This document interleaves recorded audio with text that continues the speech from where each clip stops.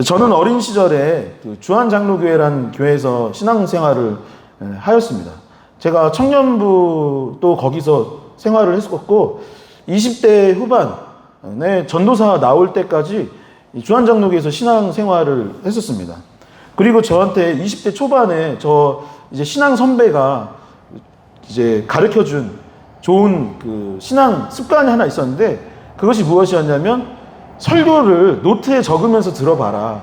그러면은 집중도 잘 되고 나중에 혹시 집에 가서 문제가 생겼을 때 말씀 그 노트를 펴놓고 하나님께서 그때 어떻게 하라고 하셨는지를 찾아볼 수 있으니까 노트를 적으라 라고 했던 적이 있어서 20대 초반부터 계속 적었었어요. 그래서 결혼하고도 가지고 나왔고, 이제 최근에 이사 올 때서야 그것들을 이제 정리하고 폐기하게 되었던 것 같아요. 짐이 이제 너무 많아져서 큐티책도 모으고 설교 노트도 모으고 하다 보니까 좀 그렇게 폐기를 하게 되었습니다. 근데 제가 설교 노트를 적으면서 깨달은 것 중에 하나가 무엇이냐면, 이렇게 해서 은혜를 받았지, 이것도 했었지, 이런 걸 기억하면 좋은데, 그 저희 원로 목사님, 그러니까 지금 은퇴하신 원로 목사님의 설교가 나중에 패턴이 보이더라고요. 패턴이 보이고, 보다 보니까 이거 지난번에 했던 설교인데? 라는 걸 알게 된 거예요. 그리고 또 어떤 생각이 이 예화는 몇 년 전에 했던 예화다 라는 거나, 이 본문은 언제 했었고 예화는 언제 썼었고 그때 이런 얘기를 했었고 뭐 이런 얘기도 했던 게 기억이 나기 시작했던 거예요. 근데 저만 그런 걸 느낀 것이 아니라 청년들 중에 더러는 몇 명이, 덕우야 너 신학교 다니는데 그거 아니? 뭐 원로 목사님 계속 같은 설교하고 계셔. 그런 거예요. 그래서 그래. 그래서 처음에는 이게 목사님이 연구를 요즘 잘 안 하시나? 이제 은퇴가 몇 년 안 남으셔서 연구를 안 하시나? 막 이런 생각들도 조금 솔직히 말하면 했었습니다. 그런데 제가 나중에 보니까 그게 아니라는 걸 깨닫게 되었었어요. 뭘 깨달았냐면, 대표적으로 예를 들어볼게요. 그 주한장로교회는 1년에 2번, 지금은 한 번 하나요? 총동원 주일이 있었습니다. 제가 다닐 때는 2번, 봄에 한 번, 가을에 한 번 했던 걸로 기억이 나는데, 봄에 했던 설교를 가을 총동원 주일에 한 번 더 하시는 거예요. 2023년도에도 그 설교를 하셨고 2024년도에도 했었고, 예상하건대 2025년도에도 또 똑같은 설교를 2번을 하겠구나 라는 것을 이제 알게 되었던 거예요. 그런데 나중에 이 나경일 목사님, 그 원로 목사님의 설교집도 읽고, 또 제가 적었던 노트도 있고, 그리고 책을 몇 권 내셨는데 책도 보고, 그리고 그분과 시간을 이제 그분의 설교를 계속 시간을 내면서 듣다 보니까 깨달았던 것이 무엇이냐면, 그 설교가 너무 중요해서 반복해서 했던 거구나 라는 것으로 깨닫게 됐어요. 근데 오해일지도 몰라요. 오해일지도 모르는데 저는 그렇게 해석을 했습니다. 이 말씀이 너무나도 중요해서 이 말씀을 계속 반복해서 하는구나 라는 것을 깨달았던 거죠. 왜 그럴까요? 당시 주한장로교회는 무엇에 집중하고 있었냐면 전도, 선교하는 것에 집중을 하고 있었습니다. 교회의 모든 시스템과 초점이 복음 전하고 안 믿는 사람들 한 명이라도 더 구원하는 일에 집중하고 있었던 거예요. 그러니까 총동원 주일날 오면 무슨 설교를 해야겠습니까? 예수 그리스도가 누구인지, 그리고 그분을 믿었을 때 우리가 어떤 구원을 받는지, 구원받은 이후에 우리의 삶은 어떻게 되는지, 그것을 얘기할 수밖에 없는 거예요. 그러니까 그 다음에 만났을 때 무슨 얘기를 해야겠어요? 처음 만난 사람들한테 또 똑같이 예수님을 소개하고 복음이 무엇인지, 예수 믿는다는 것이 무엇인지, 믿고 나서는 어떤 삶의 변화가 있는지를 그 다음에도 설교할 수밖에 없었던 것이죠. 그래서 제가 이제 리얼러브 교회를 개척하고 나서 나는 무엇을 반복해서 설교해야 되는가? 나는 무엇을 우리 교인들과 함께 성도들과 나누어야 하는가라는 것에 대해서 고민을 하기 시작했습니다. 우리가 함께 나눠야 될 메시지는 무엇일까요? 우리가 1년에 적어도 2번 정도는, 아니면 3번, 4번 만났을 때 우리가 함께 나눠야 될 하나님의 말씀, 메시지는 무엇이라고 여러분들은 생각하십니까? 오늘 본문의 말씀을 한번 다시 한 목소리로 같이 크게 마음이 새겨지도록 읽어보도록 하겠습니다. 함께 읽겠습니다. 새 계명을 너희에게 주노니 서로 사랑하라. 내가 너희를 사랑한 것 같이 너희도 서로 사랑하라. 너희가 서로 사랑하면 이로써 모든 사람이 너희가 내 제자인 줄 알리라. 아멘. 저는 그 유년 시절, 초등학교, 중학교, 고등학교 시절에 인천의 구도심에서 삶을 살았었습니다. 그리고 저희 유년 시절 그리고 청소년기까지의 시간들을 저는 굉장히 소중한 시간이라고 생각을 해요. 여기에 그 시절에 저와 같이 초중고를 나왔던 친구들도 현재 저희 교회에 출석하고 있는데 그 친구들과 함께 했던 시간들을 저는 굉장히 소중하게 생각을 합니다. 친구들은 어떻게 생각하는지 모르겠는데 저는 그때 참 너무 즐거웠고 너무 행복했던 순간들이라고 생각을 합니다. 물론 힘든 시간들이 참 많이 있었죠. 가족 내에 갈등이 생기기도 하고 가족 중에 또 누가 아프기도 했었고 저희가 학교를 다니던 시절에 IMF가 있었습니다. 생각해보면 힘들고 어려운 시간들이 참 많이 있었던 것 같습니다. 그리고 제가 살던 동네는 좋은 동네는 아니었어요. 그러니까 제가 어린 시절에는 그게 전부이기 때문에 우리 동네 왜 이렇게 좋지? 우리 동네는 왜 이렇게 좋지? 막 이런 생각을 하고 있었는데 나중에 어른이 되고 나서 보니까 그 지역이 좋은 동네가 아니었다라는 것을 깨닫게 되었습니다. 학군도 별로, 집들도 아파트가 한 개도 없었어요. 집들도 이렇게 판잣집이나 아니면 뭐 이렇게 단독주택이나 이런 집들이 대부분이었고 아까 말씀드렸듯이 한참 후에서야 거기가 사람들이 흔히 말하는 좀 안 좋은 동네구나라는 것을 알게 되었던 것이죠. 그러니 어때야 할까요? 나는 안 좋은 동네 살았어요. 나는 별로 좋은 학교도 안 다녔어요. 그럼 어떤 마음을 가져야 됩니까? 일반적으로 나는 왜 이런 데서 살았지? 비참하거나 힘들고 어렵다고 생각되어야 하지 않겠습니까? 기억을 나는 정말 너무 지긋지긋해 라고 하면서 지워버리고 싶은 시간들이었다라고 말해야 하지 않을까요? 그런데 저는 조금 전 말씀드린 것처럼 저에게는 그 마을에서의 그 초중고등학교 시절이 너무나도 소중하고 참 고맙고 행복한 시간으로 기억이 됩니다.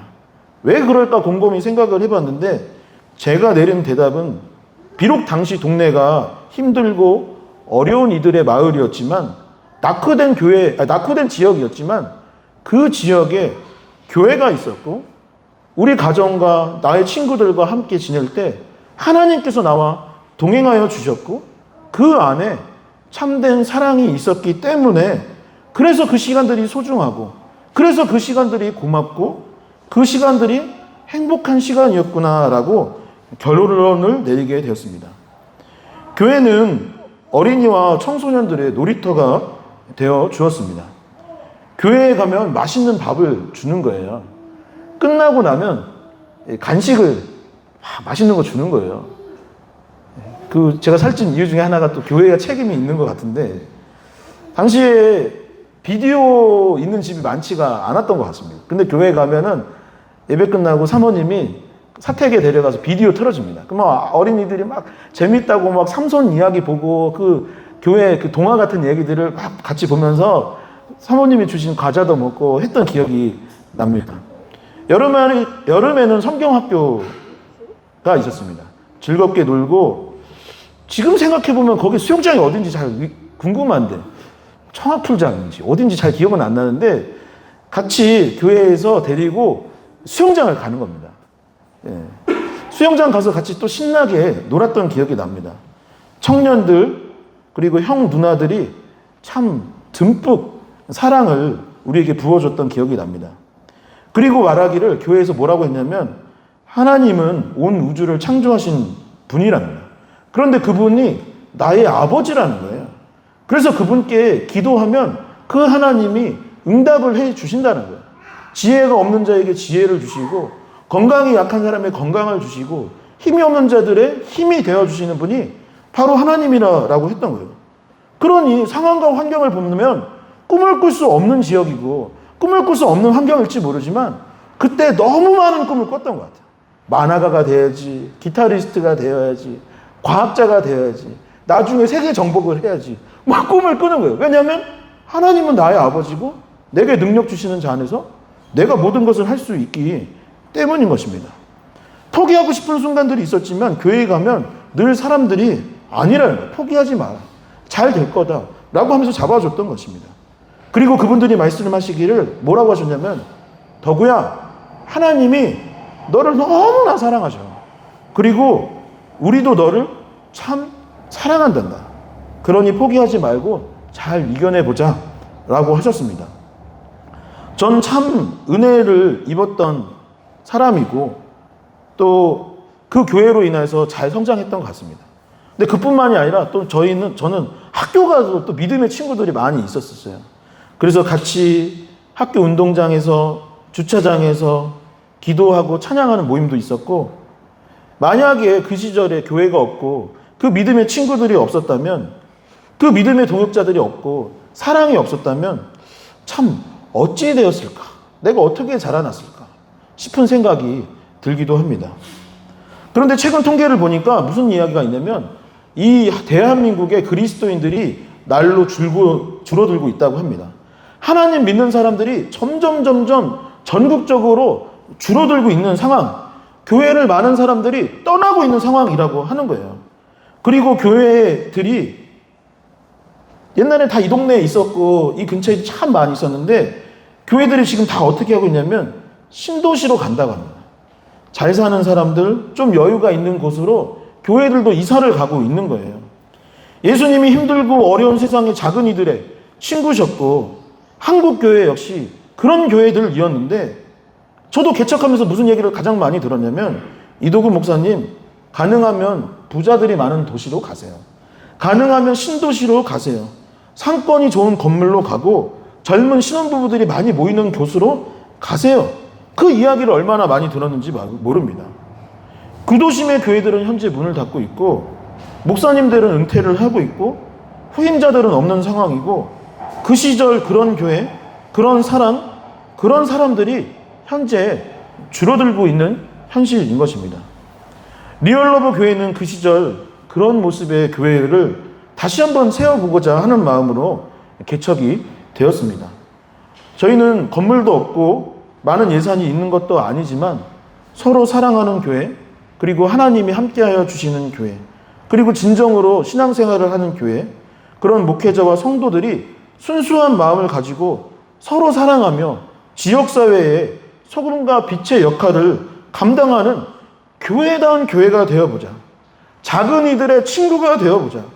약자들의 마음에 다시 한번 불씨를 집어넣어서 활활 타오르게 하고, 사랑 없는 곳에 사랑을 줄 수 있는 그런 사랑의 공동체가 되고자 하는 마음으로 개척을 하였던 것입니다. 다시 본문을 보시기 바랍니다. 본문에 뭐라고 되어 있나요? 새 계명을 너희에게 주노니 서로 사랑하라. 내가 너희를 사랑한 것 같이 너희도 서로 사랑하라 라고 되어 있습니다. 계명은 지켜도 되고 안 지켜도 되는 것이 아니라 반드시 지켜야 하는 것입니다. 교회에서 이것도 해야 되고 저것도 해야 되는 것들이 있지만 그것은 계명이 아니에요. 할 수도 있고 안 할 수도 있는 것입니다.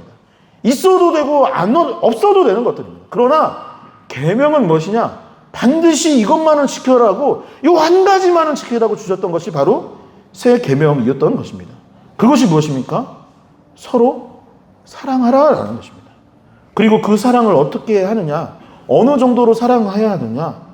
성부 하나님께서 자신의 하나뿐인 독생자 예수 그리스도를 내어주신 그 사랑처럼, 성자 예수 그리스도께서 자신의 목숨을 대신 희생하여서 우리의 죄를 대신해 십자가에 못 박혀 죽으시는 그 십자가 사랑처럼 뜨겁게 서로가 서로를 사랑하라고 이야기하셨던 것이죠.